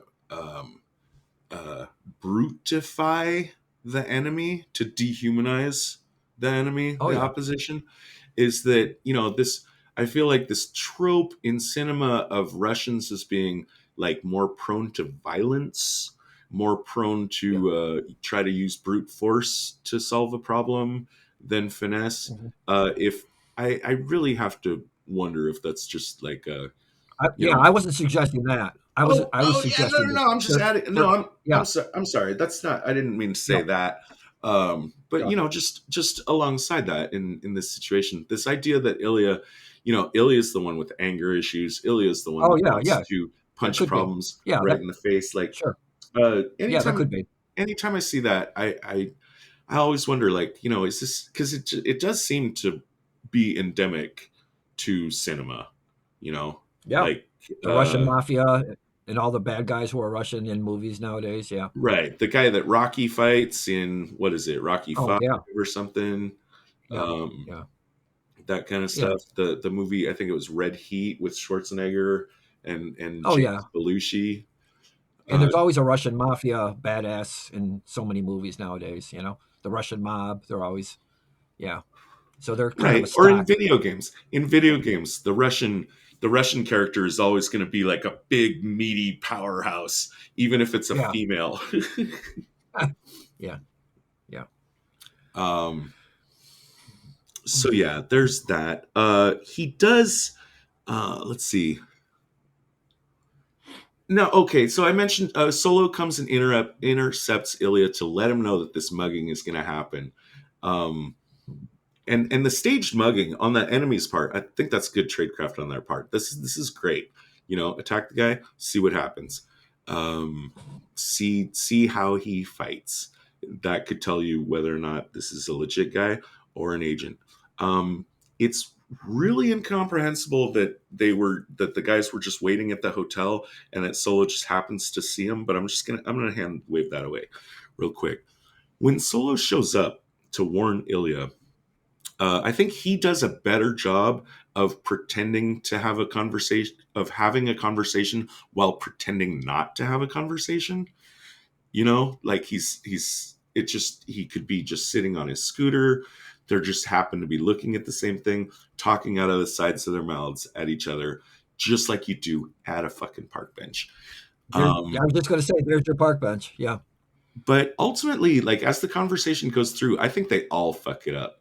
Like, anybody observing, if you watch their body language and the way they start looking at each other and speaking directly to each other, they're not practicing good tradecraft here. If someone was well, being Ilya observed, does get a punch off too, if I was even though he observing restrains himself. if I was observing their conversation though from a distance, I would be able to tell they were in cahoots with each other. Um, Yeah, Ilya does throat punch the guy, which I did not like. Like, I think he blew his cover right there. yeah, yeah. Me too. Yeah. I want to mention here too, I think it's something we covered on the podcast. I don't remember 100%, but I'm I'm 95%. There's a scene in the first season of the French spy series Le Bureau where our agent goes to a guy and gets, or we get a flashback of where he's been specifically trained on how to get his ass kicked. Like the guy teaches him all the techniques of how to get hit but not get hurt. You know what I mean? How to like protect his vitals, and how to lose a fight convincingly but not actually sustain any lasting injuries. And that's what Ilya would have done in a more realistic film. Yeah. These muggers walk away not only with some cash and an engagement ring, but they also peel Ilya's beloved watch off of his person. Let's flag Ilya for poor tradecraft for wearing this highly personal, highly identifiable item on his person while undercover. This is a big no-no when you're undercover. Don't keep your personal shit around you. If you're a smoker in real life, then when you're undercover, you don't smoke, or you smoke a different brand, or you smoke at different times a day than your usual person. You got to change everything about yourself, and that includes not wearing a watch, the same watch. Just like our last one, the guy was supposed to be a non-smoker, and they catch him. Oh, right. Smoking. Deplorable, yeah. was it? Yeah, in Dishonored. Dishonored, yeah. Right, which I just finished compiling, and I'm going to be uploading possibly tonight. Okay. Yeah. All right. Oh, good. We get to do some of Ilya's spy gadgets here. Ilya uses while they're all at the party / race event. Thereafter, Ilya's gonna demonstrate that he has. So he's taken a lot of photos during the event. I want to mention this is good tradecraft. Any situation where it's logical that someone would be taking a lot of pictures, take that opportunity and take a lot of pictures, right? You don't even need a secret spy camera. You can just be carrying this big fucking thing around. And he does take a lot of pictures, and it's later revealed that he's using a special photographic film that can detect traces of radiation. Fred, I don't know if you've read my notes. Do you want to take a guess real quick on whether or not you think this is real or not real? No, go ahead. All right. It is real. It is real. In fact, you don't even need special photographic film. The fact is, radiation of this type would interfere with and cause blotches on any kind of photographic film. That's just true. Like radiation, it's just a different kind of light. Film is sensitive to light, light is just another form of radiation in a way.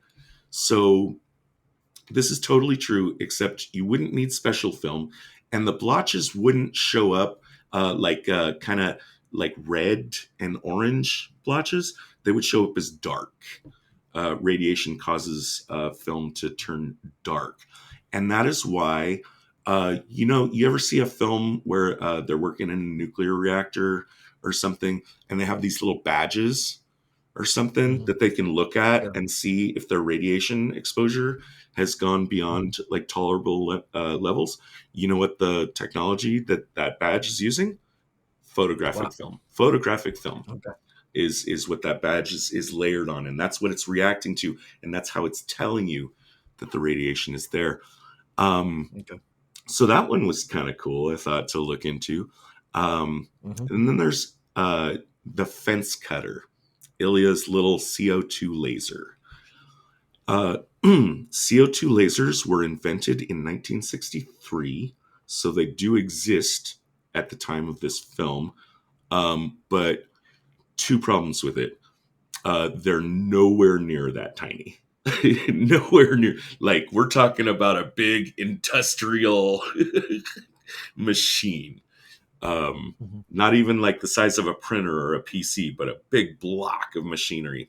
Also, what they do, like the importance or the use of a CO2 laser, is that it's incredibly precise.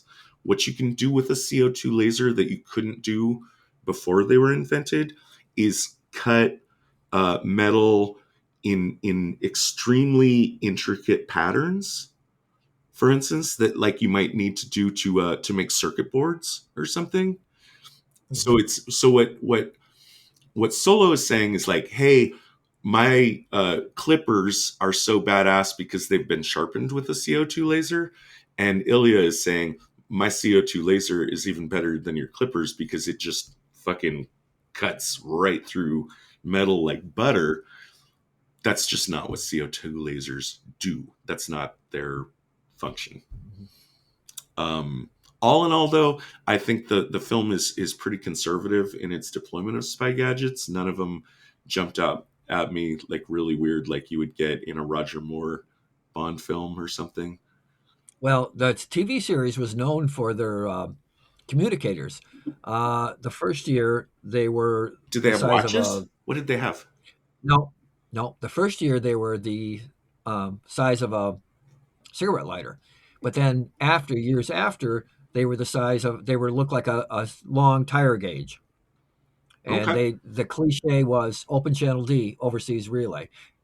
Well, when they were in a foreign country, they'd say open channel D overseas relay, but when they were talking to each other, it was just Ilya, Napoleon.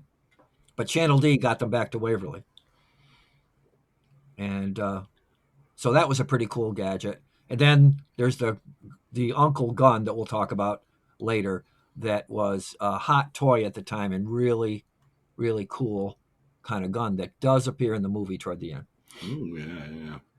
Hey, do you like Star Trek, Fred?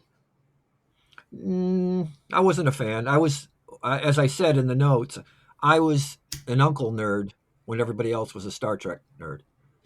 Okay. So maybe this won't land with you. I am a Star Trek fan. I've watched almost all the series, etc. Something that ever since I noticed it, it bugs me every time. And once you think about it, it will constantly bug you anytime you watch a Star Trek show. Is they tap the badge and they say who they want to talk to, and then they have a conversation, right? Through the communicator. But they never turn it off. You know? Like there's never like the end of then they go on and they start having other conversations with other people about stuff, and you're like thinking about like the person on the other end. They're like, are we done with this call or not? Did you notice that? Did you notice that yourself, or did you read about it? No, I noticed that myself. Yeah, it's just one of my. In Uncle they do. In Uncle they do. They do turn it off. They collapse the tire gauge thing, and they close up the cigarette lighter thing like you would a cigarette lighter.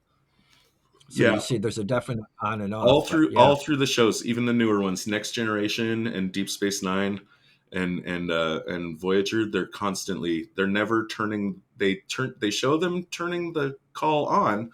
They never show them hanging up.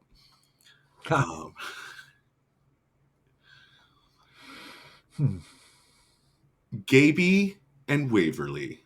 So we already spoiled it. Gaby's been working for Waverly this whole time. In fact, they've recruited Hence the girl from Uncle. Right. Yep. Right. The tie-in. Very nice tie-in. I love the fact you noticed that. I'm just going to mention again, and he doesn't say who he works for in the film. It's just the dossier at the end says MI5 F branch. MI5 is internal security within the like border. our FBI. Exactly. That's how you always remember. MI5 with a F sound is the FBI. MI6 with the S sound is the CIA. Particularly, MI5F branch is for counter subversive movements. I think maybe I shouldn't say that. I don't want to go back and look at my notes. But something that this is not that kind of operation. So that's just maybe a mistake of the movie of like what they put on the dossier. Point is, this would more logically be an MI6 operation. His ploy was now he expected, why did he recruit Gaby? He expected the Nazis to come looking for her, which didn't happen. What instead happened is the CIA and KGB came looking for her at the same time, weirdly enough. I don't know enough about what MI5 knows about the timeline of how close Teller is to building the bomb to judge how smart this is, that he was just waiting, sitting there waiting. It seems like his plan wouldn't have worked because the Nazis never did show any interest in going and trying to grab Gaby. Waverly makes the James Bond mistake. I don't know if you noticed this, but he checks into the same hotel as Solo, Ilya, and Gaby, and he uses his own name. He checks in as Waverly. Mm-hmm. Should use a cover name, sir. He also is using his real name, Waverly, when he interacts with the villains.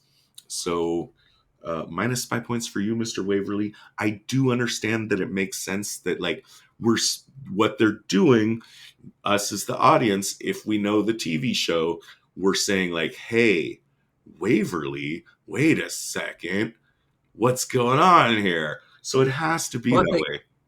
Yeah, but they could have waited a little longer at the very, very end to spring that on us too, that he's Waverly, rather than announce it, right? Let's say I'm going to coin a new phrase that I'll use for these situations. It doesn't make sense for a good reason. Yeah. Gaby, now of course, now there's also maybe the weird flaw, like, okay, you could recruit Gaby directly, or you could just put a watcher on her and see what happens. Obviously he made the decision to bring her in to let her know what's going on, but apparently she's not very highly trained in tradecraft. Her getting drunk and trying to seduce Ilya, a great time to roll out my new phrase, doesn't make sense for a good reason. And yet maybe she's using good tradecraft by playing up the innocent that she's supposed to be. I give you that. It is convincing. Maybe she's not as drunk as she looks like she is. Who knows? And then we get up to her. I'm going to put air quotes on this. If you're listening to the audio version, you can't see this, but the video version, I'm using my fingers.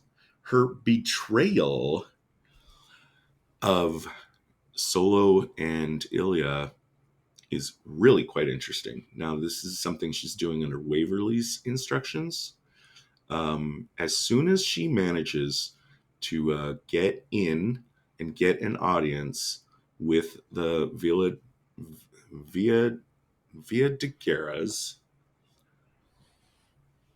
and they're saying like, hey, how do we know we can trust you? She says, you can't, because I'm a spy. And not that I'm a spy, but that the guys that are handling me, they're spies. She sells Solo out and sells Ilya out immediately, just with no hesitation. First opportunity. We don't know. We don't know if she's talking to Waverly in that hotel room, which she talks about room 304. All we know is she's in cahoots with someone else besides Solo and Ilya. But I mean, we later find out he was on the other end of that line. Right. He said, you know what to do. So he's prepped. But it makes the audience but it also makes the audience think there's something more sinister going on. Right. Because we don't know who it is she's talking. Well, here it definitely seems extremely sinister. I mean, she just sold out our heroes. What is going on? Right. At this point, of course, we at the audience, let's remember, we don't yet know that she's working with Waverly. We just know, like you said, had that one hint that she's talking to someone else. Now, when she does this, what's clever about this is that Waverly told her that they would know that Ilya had bugged her, that there's a bug in her engagement ring, and that he would be close enough to be able to hear her say this. So she's not just selling him out, she's doing it in a way where Ilya will know that he's been sold out. And their whole master plan idea was that would definitely, it does two things. First of all, it actually confirms to Ilya that her father, Teller, who's the real target of the whole movie's operation, is actually there. It also gives him warning time enough. They assume that would give him enough time to escape, which he does. What it doesn't do is it doesn't necessarily help Napoleon Solo. So it looks like Waverly might have considered Solo as being completely disposable, because what you couldn't have planned on was that Ilya would go and rescue Solo from Victoria. But he does, and that's fine. Let alone from Uncle Nazi. Right. Right. Yes. What did I say here? Ilya's handler. Oh, right. So, but okay. What is weird? A little weird here, though, is like once Ilya has rescued Solo, and they're like, okay, we got to get out of here. We've been made. Ilya makes a call to his KGB guys. Presumably, they give him instructions on where to go, and where do they end up? They end up in the hands of Waverly. It's kind of weird. I don't understand why. I feel like the KGB might have done something else here. I don't want to get too much into the detail on that. But at this point, it does look like both the CIA and KGB have decided that Waverly should be in charge of everything. Do you see why I would? He tells them that, yeah. And when they get on that plane, especially, he tells them that you're now under my authority. Yeah. Which I didn't get at first with regard to the Uncle Gun thing later, which I thought was a mistake in the movie when I originally saw it, but then I thought about it, and it made sense for them to have those guns. You would see why I kind of raised my eyebrows a little on the fact that the KGB and CIA are both like, okay, yeah, MI6, you handle it. Oh, yeah. It suggests, okay, right. I wrote here in my notes, it suggests, my big problem here, it suggests that either the CIA and KGB have been working with British intelligence all along, which I find implausible and opens up a bunch of stupid questions, or suddenly British intelligence has offered help that the CIA and KGB can't turn down. I could believe it. I just wish in a better film or a more accurate film that it was. Well, or the long shot being, and I think I said this somewhere, is that maybe politics aside, when there's a nuclear launch threat possible, maybe that's why they could be so flexible. That's the only thing I can think of, Right. Well, that's why I think the film does have to invoke, or chooses to invoke, the Nazis, which we know at this point would have been a fictional threat, but it's a threat that would unite. If it wasn't the Nazis, it'd be Thrush or Spectre or some other evil organization. Right. But here they make that decision of like, okay, well, who's a big baddie enough? Like, who does the CIA and KGB both hate enough to force them to work together? It makes sense. Nazis. Nobody likes Nazis. Right. Well, so we thought up until a few years ago, but anyway, I digress. Last, at least for me, I had some tradecraft notes on the villains, specifically mostly Victoria, a little bit of Rudy. When Solo and Ilya raid the facility. Oh, I wanted to mention this too. Like, I really was not clear on like how, like, the Vincent de Garas have like a huge amount of holdings, warehouses, shipping yards, etc. It wasn't clear to me how they isolated this place as a place to look for the bomb in the safe. When they get into the safe, the bomb is gone. Why? Why did it's never told to us why the villains like were tipped off or had any reason to suspect that they needed to move the bomb.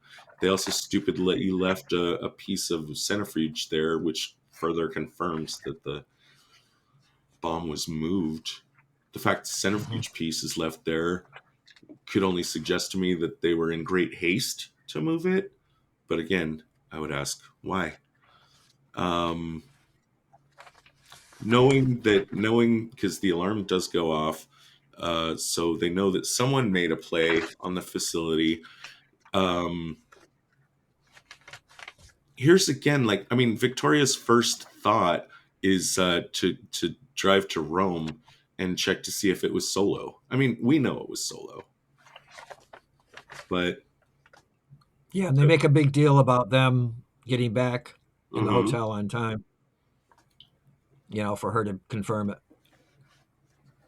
It's a fun scene, but this goes back to maybe my concerns about his cover story being of a master thief, because as soon as someone tries to steal, someone quote tries to steal something from her, who's she going to think of first? It's him. Mm-hmm. I don't know why she felt like it was necessary for her to personally drive all the way to Rome to check in on them. I think they had telephones in 1964. I'm assuming 1963.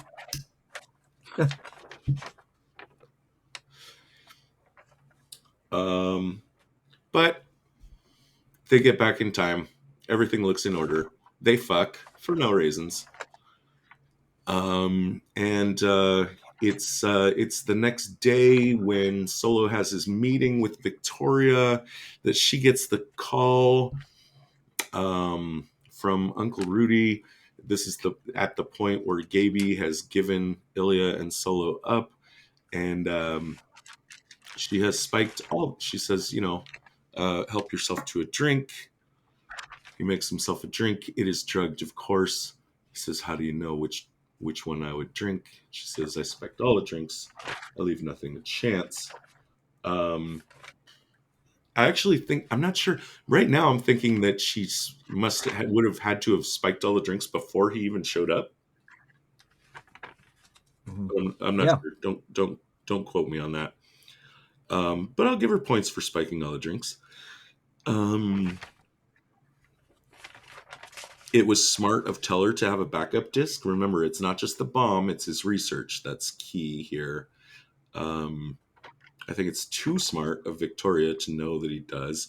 I think it is very dumb of Victoria to put a bullet in Teller's brain without actually knowing that the bomb will work.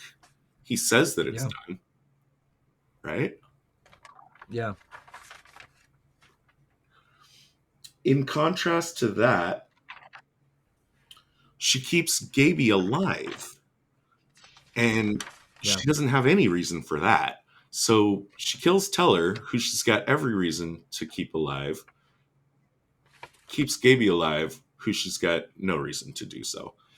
And when they, I guess they're under attack or something, they realize they need to boogie, that the British Navy is on top of them in their base. Her husband, Alexander, takes Gaby with him. No reason. Well, no conceivable reason.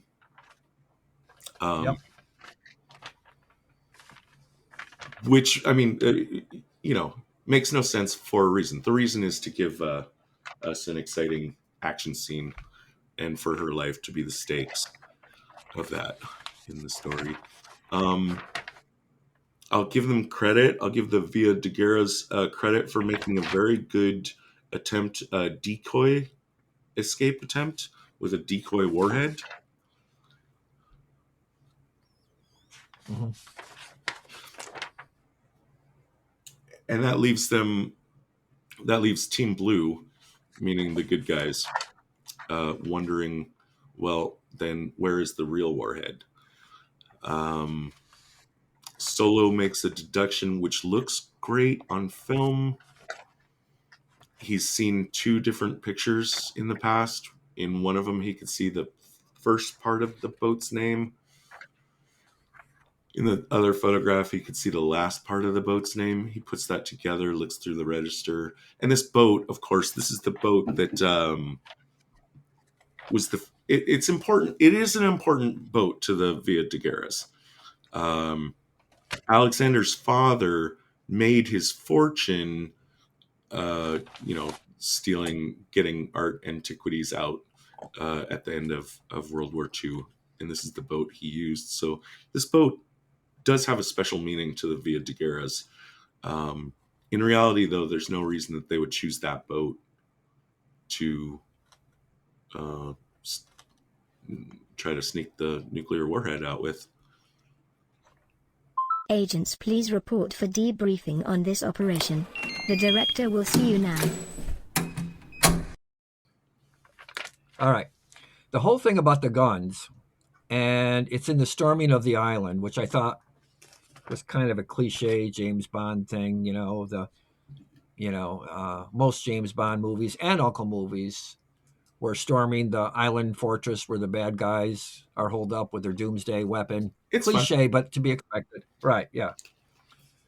So with that, I noticed, and only an Uncle nerd like me would notice this, is that they had the Uncle gun, which at first I thought cool because it was a pistol that was converted to a rifle with a silencer and a shoulder stock. Really cool. And it was a toy at the time in the 60s. Wow. So I thought, wow. And the scene is so fast. Did you have one? I don't think I had one. I longed for one, but I remember them being advertised and seeing them in the stores. And so and they did. I think they took a Walther P whatever, maybe it was a Luger, because that's right. The first year, the shows, again, going with their Cold War setting, they had Lugers, okay? The second year, they had these, I want to say it was a Walther something with a silencer, and you could hear the silencer. For a first year, a lot of them were darts they used, and then they went to a silencer. But anyway, the Uncle gun they converted to a rifle was that pistol with a shoulder stock and sight, an elongated barrel, which was really cool. And actually, they did make an actual gun because I've read some things about it. They had that in that storming of the island. And you really can't, it's happening so fast. And even me, when I'm looking at it, it's hard to see, but it's there. They have it. Both of them do. So I went from thinking, Is this the part where Guy Ritchie is doing all his split screen stuff, and where we see the whole raid on the island through a bunch of flashes? Yeah. Okay, yeah, right. Yeah. But if you look carefully, you can see that it's that Uncle gun that I described. So I went, though, from thinking that was cool to thinking, wait a minute, this isn't The Man from U.N.C.L.E. yet. This is a prequel. But then on viewing it the second time, I'm thinking, is it? They're now under Mr. Waverly's authority. He briefs them in the airplane that both of your superiors have now given you over to me. So, in fact, they're Uncle agents. So, in a way, they could have been armed with that Uncle gun. That I came to that realization, which is kind of strange. Because at first I thought, how could they? This is a faux pas. They want to have their Uncle cake and eat it when they're not really Uncle yet. Well, maybe they are Uncle when they're under his authority, and he could have armed them with that Uncle gun. So. All right. So what I want you to do now is tie that little detail into letting me and the audience know, scale of 1 to 5, how much did you like this film, Fred, personally? I'd say 4. Yeah, it was fun. And I bought the prequel thing, which I'm kind of proud of myself as an Uncle nerd that I would be that open-minded and not say, how could they do this, blah blah blah. What's missing? I wrote with that. What are the ingredients that are missing from a 5? What does a 5 Man from U.N.C.L.E. movie look like to you? Well, I told you before I wanted the theme music in there, and Yeah, I wish there knew was that more was of an coming. attempt. I wish there was more of an attempt to bring Vaughn and or McCallum into it in some way. I'm going to match you with a 4. Personally, my expectations were kind of low because I just sometimes you heard that the movie didn't do well at the box office, and that colors your expectations. I'd say this movie totally exceeded my expectations. It's not amazing, but it's kind of perfect in its way. It's kind of almost perfect in its way, with the '60s vibe, with all, especially I appreciated this movie. Actually, a lot of times, the more I watch a movie, in preparation, and the more I study a movie, my appreciation for it goes down. In this case, it was the opposite. My appreciation each time I watched it, I liked it a little bit more. I really think Cavill and Hammer and Vikander nail it with their energy. I think Debicki is a fucking great villainess. please get her that James Bond villain role. Yeah. And yeah, 4 for me. Now, that's how much we liked the film. How accurate of a spy film is this? I think the easiest starting point for us to go. Now, this is our park bench rating, and this is a single rating we're gonna give for just the accuracy and sometimes the amount of tradecraft we see in the film.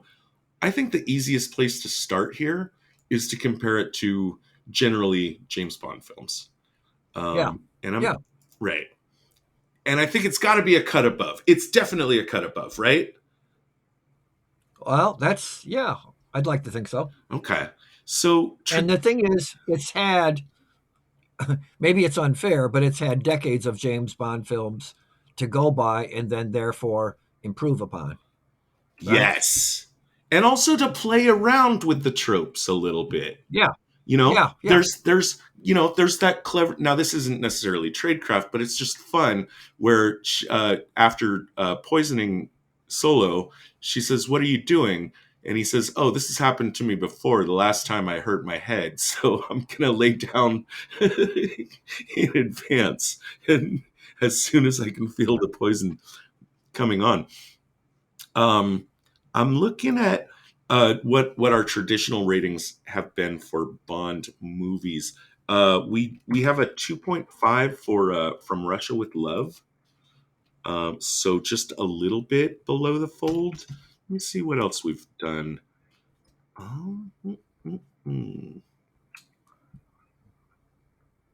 That was a parody. Spy Who Loved Me. Ooh, we settled that one with a 1. And Tomorrow Never Dies, also a 1. So apparently we thought From Russia with Love was better than others. I'm a 3 on this movie. Do you think you can join me with that, or do you want to make a case for making Yes. it higher or lower? No, I usually defer to you on the Park bench rating. Park benches, yeah. All right. Well, that is 3 park benches and 4 daily double of 4 stars in quality. If you haven't seen the movie yet, audience, sorry we spoiled it for you. But check it out. It's a fun romp that doesn't it doesn't slide too far outside of into stupidity. Right. With its What I think one of the things that holds it together and keeps it from doing that is in the very beginning, they kind of go out of their way to establish the Cold War environment with the Kennedy speeches, right? Yes. And the Checkpoint Charlie. So they couldn't get too, well, they could if they wanted to, but I think that might be one of the reasons why they held down the fantastical part of it a bit, I saw a thing, right, and I agree with you. I saw a thing too where this was just something I read somewhere. Notice the events of this film happened in 1963. That's 1 year before the television series started. What happened in late 1962, Fred? In October of 1962? Actually, Kennedy was assassinated. Kennedy was assassinated. not quite. But it's a Kennedy related thing, a big thing. The Cuban Missile Crisis. Right. Supposedly, naval quarantine of Cuba ended on 20th of November. So what I had read was that this movie is also trying to kind of suggest that the reason the CIA and the KGB are maybe a little bit more open to working with each other is because in the movie, even though we don't necessarily talk about this is right after the crisis, right after possibly the closest we've ever come to global nuclear war, and that idea was in the filmmakers' heads of why would the CIA and KGB maybe actually look at some real politic and say, like, okay, even though it's fictional, but in this fictional universe, like, maybe this was the warning sign that said, okay, maybe we need to actually start thinking about working together against bigger threats. Good.